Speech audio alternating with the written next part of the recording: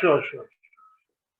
Udayji, can you give us some corporate debt loan products history for the last 2-3 decades? Well, last 2-3 decades, in the 90s, basically, there were very few large institutions who were doing project loans, and those were IDBI, ICICI, IFCI. And most of the NBFC were doing leasing and hire purchase. And in late, I would say 96, 97, that is when retail loans really picked up. And the NBFCs were doing mortgages, they were doing car loans, and they were the big players more than the banks. That was, I would say, probably the standard products for the banks. Later on, you had new generation banks. You had like HDFC, ICICI becoming a new generation bank, then IndusInd Bank. All these banks started giving loans which were normally given by the large guys. But they were not giving large loans, they were giving SME, what I call as SME, MSME loans. Even the NBCs came to a different way of working. They were not really looking at just giving retail loans. They were more into corporate funding and not necessarily leasing and hire purchase, but it's more of a term loan type. So I think if you look at last 2-3 decades, this the involvement of lending institutions that really changed. Now you have the large banks like SBI, PNB, and maybe Union Bank who does large project finance, and you have the mid-size who normally target the SME. So I think this is what I would say the evolvement has taken place last 2-3 decades. So what is the return on investment range and changes that have happened in the last 2-3 decades? In the 90s, I mean, the NBFCs who are the major players in retail, for them, the raw material for their product naturally used to come from FD. And the borrowing rate from FD was around 14, 15, 16%, depending on the kind of NBFC. They had a limit from banks, but the limits were not really sufficing them to grow, have a large growth.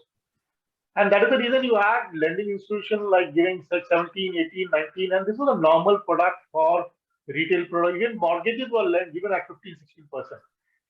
But if you look at in the 90s and the 2000 today, what we're talking of, today we have home loan rates at around 6% odd, while even the personal loans you can get at 12 and 13%, which was not so maybe 1 or 2 decades back. And car loans today are available at literally 0% financing, you can say that, and maybe 7 to 8% you can get mortgages, loan against property. And corporate loans today are 7 to 9% or maybe 10%, I would say, for a decent rating corporate. I think you're getting that kind of rate, which was not existing earlier. So I think one of the reasons for this low cost of rate and is primarily because technology has changed. A lot of use of technology has taken place. New products the lending institution can borrow, and of course, they have brought in efficiency in their operations. Nowadays, debenture structured debt products are doing very well. So what is the reasons you foresee for their popularity? I think it is a knowledge, it is a awareness, and you have the new generation NBC, what I call, and you have the funds who are there. Earlier, everybody was just looking at plain vanilla lending products. Maybe they will give you a moratorium of 3 or 6 months. But today, you have the debentures, you have structured product. NBFC can do what I call is acquisition funding, which is normally not funded by the banks. And these acquisition funding is, and banks, if they do a funding for acquisition, normally done on balance sheet, and mortgage is more of, they look at collateral. But you go to an NBFC or go to a fund, they are ready to fund you against, their balance sheet, and they will probably structure the product where the cash flow will not face a challenge in the near term. So one of the reasons is today the awareness is there, and you have this funds who are coming from international. They're looking at India as a huge market, and the local guys have also understood that just giving loan, normal vanilla products will not help them grow. So that's one of the reasons you see this kind of products, which you probably did not hear 2-3 decades. Structured debt is a huge thing, structured equity, a lot of other papers that are coming in that helps a particular client grow. Maybe he's facing a cash flow problem today, but in the near future, and everything comes, what I call is, it helps them in their business, growth of business. Nowadays, fintech has become the buzzword with retail products and factoring products. which are doing very well. So how do you look at them? I think India has grown. I mean, there's a huge opportunity for technology-driven lending institution, and fintech is one of them. And fintech is a new generation business. Factoring, bill discounting in the 90s was very big.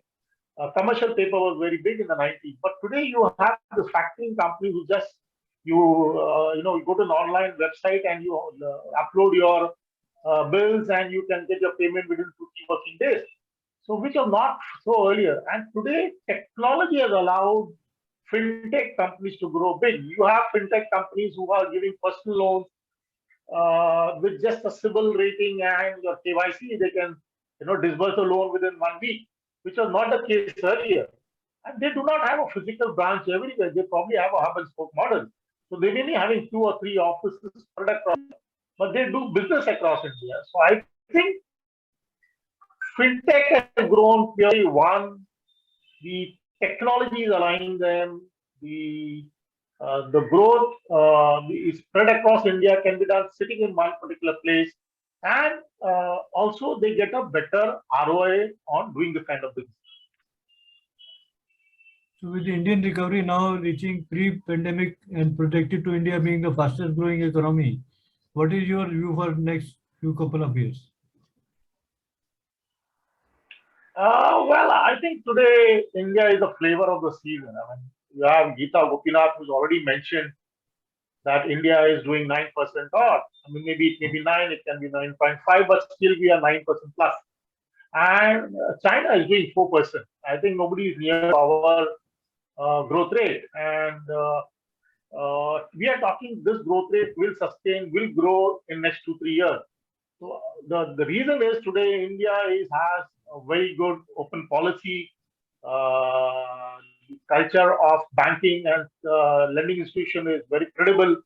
The government is stable, the policies are stable, it is predictable, which is not so in the kind of China or some other countries. So I think we are forcing a growth rate of 9% in next 2 3 years, and maybe I do not know when we'll touch double digit, but I think it should be soon. Anything else you would like to add to your talk? Yeah, there are two things. One is I think the government is doing a lot of support. What I call is the PLI scheme that is there for certain industries. It's just like the IT sector happened in the early 90s, where there was some benefit given in some form of taxation. And that is the reason today, after 2 or 3 decades, you see among the top IT companies, there are half a dozen Indian companies. I think with the PLI scheme and with the government focus, and I think the Prime Minister wanting to one company in every sector to be among the top 10 in the world, I think this is feasible. I mean, it's like 2014, we had maybe 1 or 2 mobile manufacturing companies. I mean, today we are the second largest manufacturer. We export. I mean, Apple export from India, Samsung export from India, which was not the case earlier. So we're talking of huge things. I mean, if this is the case, just imagine what will happen with some other product defense today. I mean, we are talking of manufacturing locally with technology tie-up with local guys, and we are trying to become a net exporter in maybe in 5 or 6 or 10 years. But the thing is that has started, that trend has started. So I think this is it's not necessarily that we depend on the traditional products like textiles or maybe some other manufacturing products. What we never did in last 10 years, I think is going to happen in next 10 years. I think this is great. This is from my perspective is a major difference where the GDP will grow. And I think the feeling is the younger generation, when we're talking of fintech, is all a younger generation business. So that's the reason you have, startups who are getting a huge, you have one unicorn coming every week. I mean, just imagine you have a guy who's in the 30s and he says, my company is a unicorn in next 2 3 years.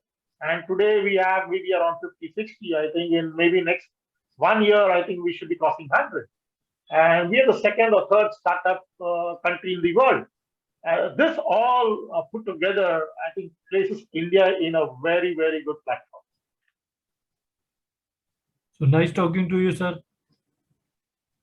Thank you Pleasure, for. pleasure is all mine. Thank you, Mr. Dev. Thank you, sir. Have a nice day.